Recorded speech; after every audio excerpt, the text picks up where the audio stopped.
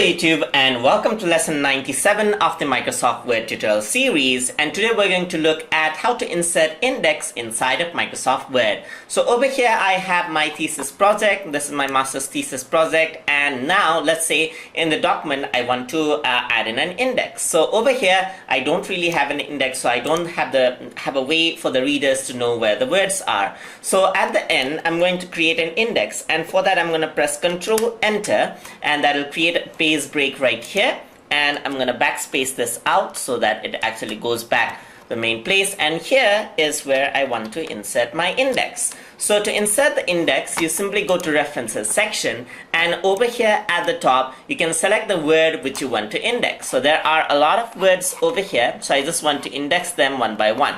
So let's say for example I want to index something like alright, so this is an online tutorial. This is something what I want to reference. So I'm just gonna select this, and you can see that there's mark entry over here. So this is it's mark entry. So the shortcut key for it is Alt+X. You can also press that. I'm simply gonna press this in my case, and the mark entry has been made. So online tutorial has been entered, and you have to press mark all. And once you do that, you can see a little mark over here. And if you want to insert another word in the entry, so I can simply select the one I want. Let's say I want a multimedia to be marked, so I'm just gonna select this, go back here. You can see that the mark entry has been there, and simply press mark all.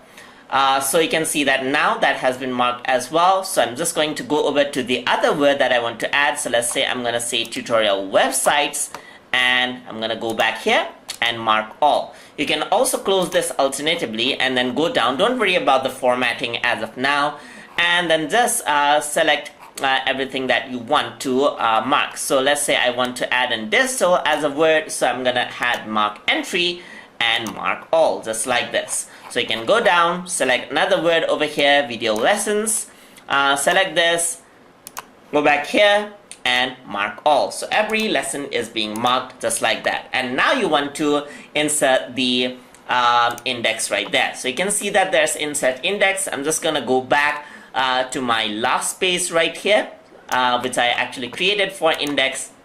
And over here you can see that paragraph are actually being turned on. So simply go over here and then click on insert index. So this will actually give you an index option on how you want to add in the index. So you can have a run-in section right here, and you can choose the number of columns, and I'm going to leave that default to 2, and you can select the language of your choice. I'm going to say English United States right here, and formats can be classic.